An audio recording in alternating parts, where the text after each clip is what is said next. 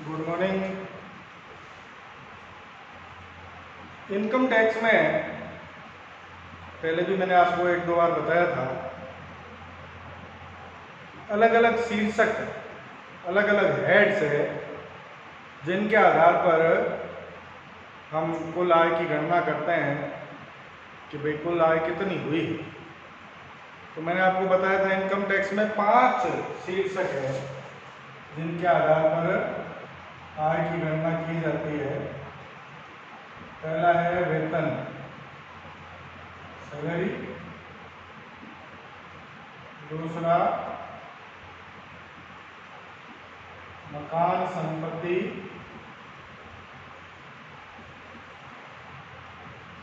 House property.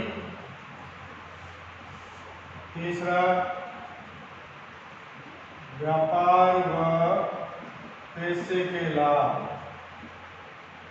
Profits from business and profession. चौथा पूंजी लाभ, कैपिटल गेन। और पांचवा अन्य स्रोत, अदर सोर्स। तो इनकम टैक्स एक्ट जो बना हुआ है 1961, उसके अनुसार आय की गणना जो है वो इन 5 शीर्षकों में की जाती है। तो इसमें से आज हम पहला शीर्षक स्टार्ट करते हैं, इनकम फ्रॉम सैलरी, वेतन से आय। सबसे बड़ा शीर्षक यही है और बहुत ही इंपॉर्टेंट शीर्षक है। तो पहला शीर्षक हम स्टार्ट करेंगे, वेतन, सैलरी।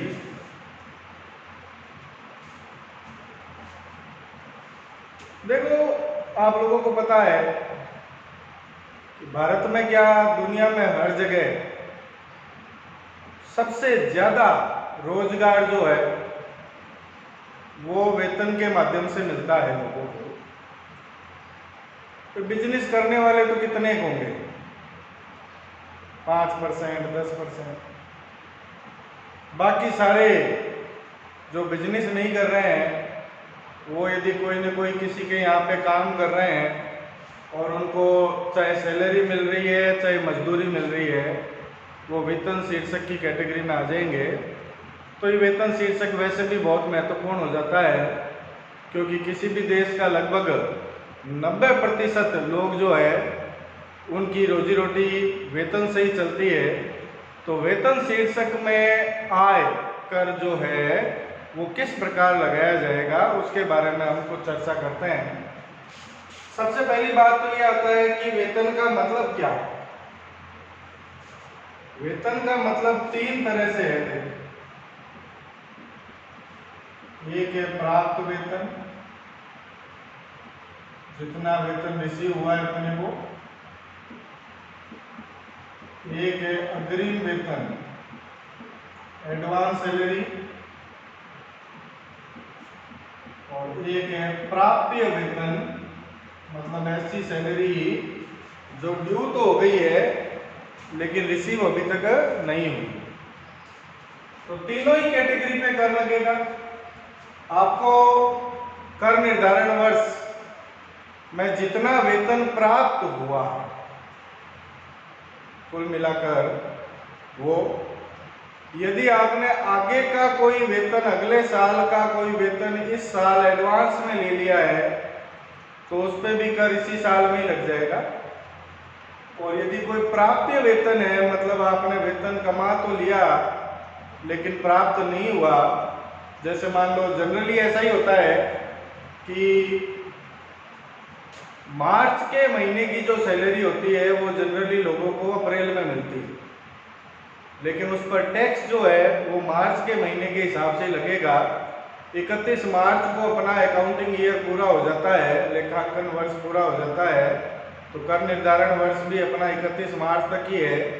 तो मार्च की सैलरी भले आपको अप्रैल में प्राप्त हो रही है लेकिन कर उस पे, टैक्स उस पे जो है वो मार्च में ही लग जाएगा, अप्रैल में नहीं लगेगा। ये चीज़ ध्यान रखने की है। जनरली सारी संस्थाओं में ऐसा ही होता है। हालांकि बहुत सारी प्राइवेट संस्थाएं जो होती है वो तो मार्च का वेतन मार्च में क्लियर कर देती है, लेकिन जो सरकारी कर्मचारी है, सरकार जो है वो हमेशा वेतन अगले महीने देती है। मतलब मार्च का वेतन कब देगी? अप्रैल में देगी, लेकिन टैक्स जो लगेगा वो मार्च में ही लग जाएगा। ये चीज विशेष रूप से ध्यान रखनी। तो वेतन में ये 3 तरह के वेतन जो है ये ध्यान रखना है अपने को। अब देखो मेन चीज जो है वो स्टार्ट करते हैं हम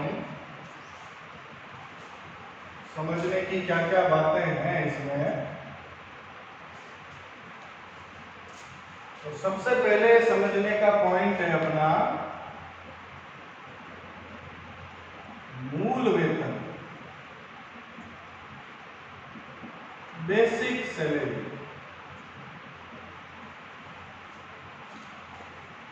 कर्मचारी को जो वेतन दिया जाता है उसमें से कुछ हिस्सा मूल वेतन के रूप में निश्चित कर दिया जाता है, बेसिक सैलरी के रूप में निश्चित कर दिया जाता है। बेसिक सैलरी के अलावा कर्मचारियों को कई तरह के भत्ते दिए जा सकते हैं, अलाउंसेस दिए जा सकते हैं, या अदर फैसिलिटीज दी जा सकती है, वो अलग मैटर है। फिलहाल हम केवल मूल वेतन की बात कर रहे हैं। और मूल वेतन यदि वेतनमान के हिसाब से है, वेतनमान जिसको हम कहते हैं पे स्केल, यदि मूल वेतन पे स्केल के हिसाब से है तो कैसे होगा? देखो मान लो एक व्यक्ति 1 अप्रैल 2012 को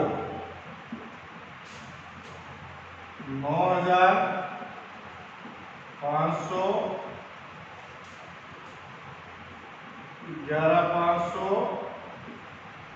1,000, 18,500 इस वेतनमान में नौकरी कर रहा है। अब इस वेतनमान का मतलब क्या है? इसका मतलब समझना जरूरी है। देखो ये जो पे स्केल है, वेतनमान है, इसका मतलब क्या है? इसका मतलब ये है कि कर्मचारी जब स्टार्टिंग में नौकरी लग रहा है तो उसको प्रारंभिक मूल वेतन कितने रुपए मिलेगा? 9,000 रुपए मिलेगा। स्टार्टिंग में उसको 9,000 रुपए महीने के मिलेंगे। उसके बाद प्रति वर्ष 500 रुपए बढ़ेंगे उसके। मतलब अगले साल कितने हो जाएंगे?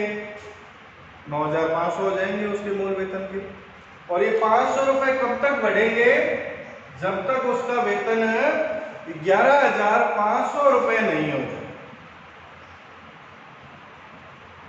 मतलब अगले साल 9,500, उससे अगले साल 10,000, उससे अगले साल 10,500, उससे अगले साल 11,000, उससे अगले साल 11,500। 11,500 होने के बाद में हर साल 1,000 रुपए बढ़ेगा। मतलब 11,500 हो गया उसका वेतन, फिर अगले साल कितना हो जाएगा?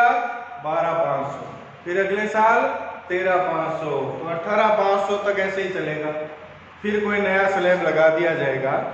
तो इस तरह से मूल वेतन की जो कैलकुलेशन होती है वो ध्यान में रखनी है आपको, क्योंकि क्वेश्चंस में इस तरह के क्वेश्चन आएंगे अपने पास में, तो अपने को कैलकुलेशन करनी पड़ेगी कि कौन से ईयर में कर्मचारी की सैलरी कितनी हुई, ये ध्यान रखने की बात, ठीक है ना। इसके अलावा मूल वेतन ये तो होता ही है। एक चीज और ध्यान रखनी है कि यदि मान लो कोई कर्मचारी बिक्री की लाइन में है और उसको बिक्री पर कमीशन मिल रहा है सेवा शर्तों के अनुसार, सेल्स पर कुछ कमीशन मिल रहा है जो उसकी सेवा शर्तों में लिखा हुआ है। भाई जब उसको नौकरी दी गई तो शर्त रख दी गई थी कि भाई आपको बिक्री पर इतना कमीशन देंगे, तो यदि किसी कर्मचारी को बिक्री पर कमीशन सेवा शर्तों के अनुसार दिया जा रहा है तो वो भी मूल वेतन में ही शामिल किया जाएगा, वो भी मूल वेतन का भाग माना जाएगा। ये ध्यान रखना है, इंपॉर्टेंट बात है। यदि वैसे तो मूल वेतन निश्चित ही होता है कर्मचारी का, लेकिन यदि उसको बिक्री पर कमीशन सेवा शर्तों के अनुसार दिया जा रहा है तो बिक्री पर जितना कमीशन उसको साल भर में मिलेगा वो कमीशन उसके मूल वेतन में जोड़ दिया जाएगा। ये चीज विशेष रूप से आपको ध्यान रखना। अच्छा, मूल वेतन के संबंध में एक और बात करें हम। ये तो जनरली वेतनमान के हिसाब से जो बढ़ता है वो मूल वेतन बताया आपने। सरकारी जो कर्मचारी होते हैं, सरकारी कर्मचारियों का मूल वेतन कैसे बढ़ता है? सरकारी कर्मचारियों का मूल वेतन ऐसे नहीं बढ़ता। सरकारी कर्मचारियों के लिए क्या होता है, देखो, प्रति वर्ष 1 जुलाई को उनका मूल वेतन 3% से बढ़ाया जाता है।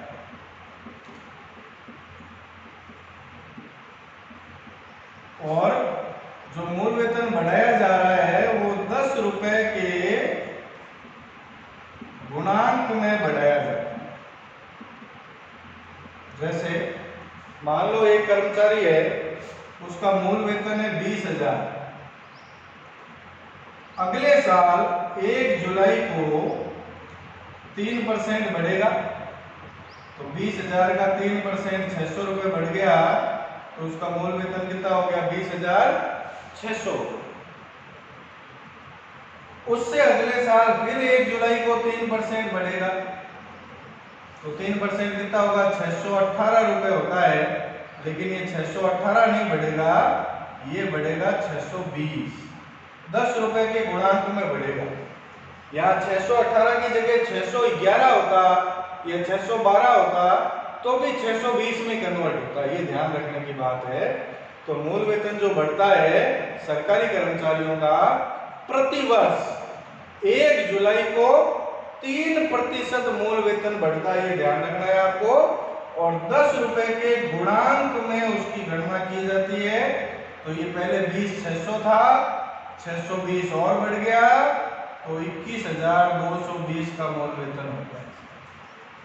और सरकारी कर्मचारियों में वेतनमान भी लागू होता है, पे स्केल जो होते हैं, ठीक है ना। अभी 7वां वेतनमान लागू हुआ है 1 जनवरी 2016 से। 7वां वेतनमान कब लगा है? 2016 से लगा है, जो 2025 तक चलेगा। और फिर 2026 में 8वां वेतनमान लग जाएगा। तो ये चीजें भी आपको ध्यान रखने की है कि सरकारी कर्मचारियों का मूल वेतन जो है वो किस प्रकार से बढ़े। तो ये मैंने बेसिकली आपको मूल वेतन के बारे में जानकारी दी है कि सामान्य कर्मचारियों का मूल वेतन किस तरह से बढ़ता है और सरकारी कर्मचारियों का मूल वेतन किस तरह से बढ़ता है। आगे हमें अब भत्तों के बारे में बात करनी है। जो कर्मचारियों को भत्ते भी मिलते हैं, इसके अलावा मतलब कई सुविधाएं भी मिलती है, उनके बारे में अलग अलग डिस्कशन हम करेंगे। लेकिन भत्तों का टॉपिक काफ़ी बड़ा है, तो अभी आज हम उसको स्टार्ट नहीं कर रहे। आज केवल आप मूल वेतन को अच्छे से समझिए कि भी मूल वेतन ही किस तरह से बढ़ रहा है, इसको आपको ध्यान में रखना है। और सामान्य कर्मचारियों का कैसे बढ़ेगा और सरकारी कर्मचारियों का कैसे। धन्यवाद।